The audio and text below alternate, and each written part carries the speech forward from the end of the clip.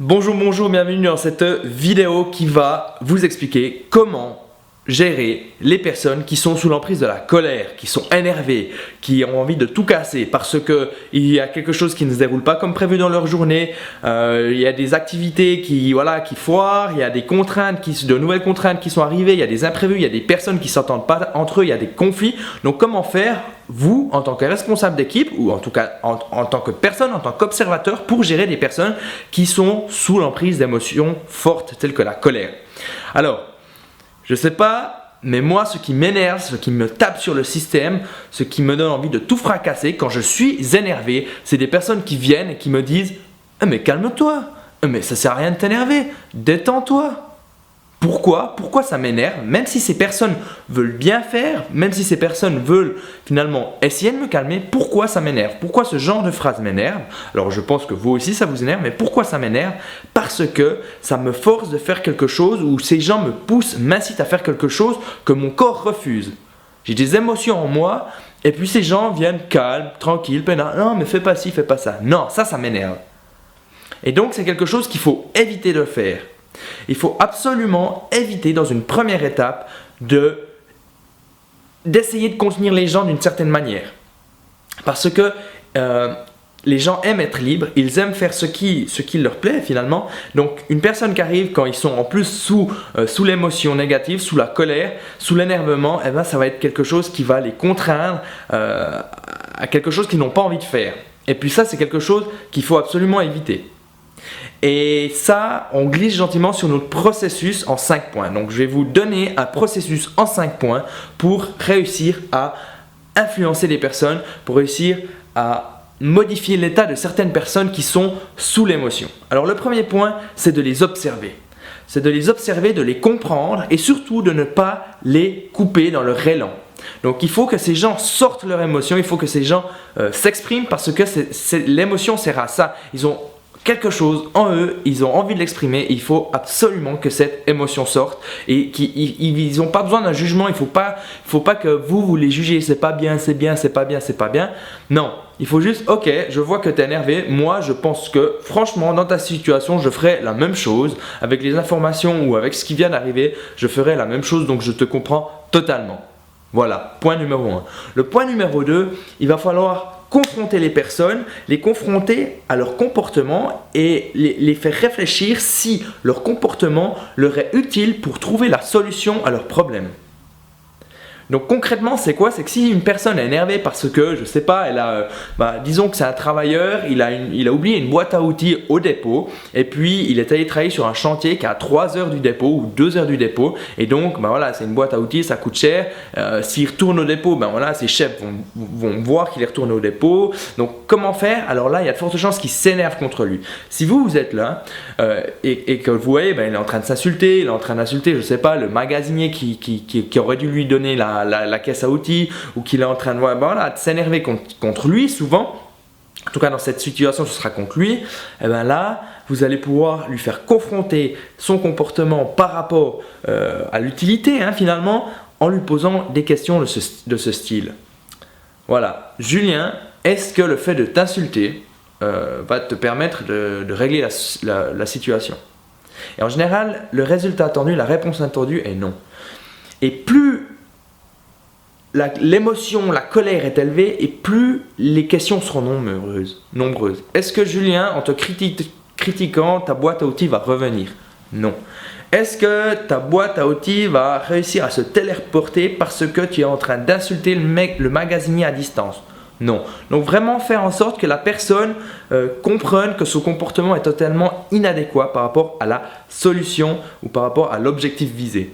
Et puis ce point numéro 2, vous pouvez essayer de le mettre à la place du point numéro 1. Donc directement commencer avec ce genre de questions, mais chez certaines personnes, ça va les énerver encore plus. D'où l'importance du point numéro 1 de laisser les gens exploser finalement. Donc ça c'est le point numéro 1, puis il y a eu ce point numéro 2 qui était de confronter le comportement à finalement est-ce que c'est utile ce comportement, et le point numéro 3, après quelques questions, et c'est là que ça devient intéressant, vous allez faire disparaître la colère. Vous allez faire disparaître la colère ou le sentiment négatif chez cette personne en lui posant des questions de ce type. Julien, est-ce que à partir de maintenant, tu serais capable donc de sentir ton émotion, donc ta colère monter, puis ensuite de la faire disparaître petit à petit jusqu'à ne plus la percevoir. Est-ce que c'est possible? Et là, en général, il y a un déclic. En général, la personne, elle dit oui, c'est possible. Et à partir de ce moment-là, la personne est de nouveau parmi vous. La personne est de nouveau dans le monde de la raison. Et ça, c'était le point numéro 3, qui est le déclic. Et le point numéro 4, c'est beaucoup plus intéressant finalement, mais c'est trouver des solutions avec la personne. Vous allez commencer à lui dire, voilà, est-ce que maintenant que ta colère s'est dissipée, est-ce que maintenant tu vois de nouvelles solutions que tu ne voyais pas avant? Est-ce qu'il y aurait quelque chose de spécial, de créatif, de particulier que tu pourrais faire pour atteindre ton objectif? Par exemple, Julien, tu as oublié ta boîte à outils, mais est-ce que tu connais quelqu'un, est-ce que tu as un vieil ami qui est dans le coin, un pote de l'armée par exemple, qui pourrait te prêter des outils, plutôt que de revenir au dépôt qui est à 2 heures de route? Est-ce que ce serait possible ça? Donc vous allez lui laisser choisir la solution à cette personne, vous allez lui insuffler finalement des idées, vous allez lui insuffler des conseils, des solutions, mais c'est la personne qui va devoir choisir. Donc la personne va choisir ce qu'elle va faire. Ça c'est important. Parce que de cette manière, son estime va augmenter. Elle va se dire, ah ouais, j'ai réussi à me maîtriser, j'ai réussi à maîtriser mes émotions, j'ai réussi à trouver une solution et je vais réussir à atteindre mon objectif. Et une fois que la solution est trouvée, et une fois que la situation est réglée, le point numéro 5, c'est d'embellir cette expérience et de faire en sorte que cette expérience soit positive. Donc, on part avec des questions de ce style. Voilà, Julien, maintenant tu as pu voir ton ami, tu as bu un café avec lui, il t'a prêté ses outils, maintenant tu as fini le travail dans les temps. Est-ce qu'il y a quelque chose de positif? Est-ce que tu as appris quelque chose de ce qui s'est passé aujourd'hui? Est-ce que tu as appris à gérer tes émotions? Qu'est-ce qui va changer par la suite? Et de cette manière, la personne va dire oui, j'ai fait ci, j'ai fait ça. Ah, et puis j'ai fait comme si, j'ai réussi à gérer mes émotions. Voilà. Donc ça, c'était un processus, une procédure en 5 points pour gérer l'émotion chez les gens. Et puis ça, vous pouvez, quand 2 personnes sont énervées, vous pouvez agir de la même manière. Donc quand 2 personnes sont en conflit ensemble, quand une personne est énervée contre quelqu'un, mais qu'elle ne voit pas, vous pouvez agir de la même manière. Vous pouvez utiliser ce schéma dans beaucoup de situations, à partir du moment où l'émotion est difficilement contrôlable. Et je pense qu'en tant que responsable d'équipe, on a souvent ce genre de situation. Et moi, de mon côté, j'entends énormément « mais calme-toi, mais ça sert à rien de t'énerver, oh, tu t'énerves encore ». Et ça, c'est quelque chose d'intolérable pour la personne qui est finalement sous le coup de l'émotion. Donc voilà, je récapitule. Observer la personne, donc accepter, comprendre. Ensuite, point numéro 2, c'est faire en sorte que la personne se confronte à son comportement, voir si son comportement est utile. Le point numéro 3, c'est poser des questions pour faire disparaître la colère. Point numéro 4, trouver des solutions ensemble, tout en laissant l'impression à la personne que les solutions viennent de lui ou de elle. Et puis, point numéro 5, c'est d'embellir le souvenir, de faire en sorte que ce soit un souvenir positif.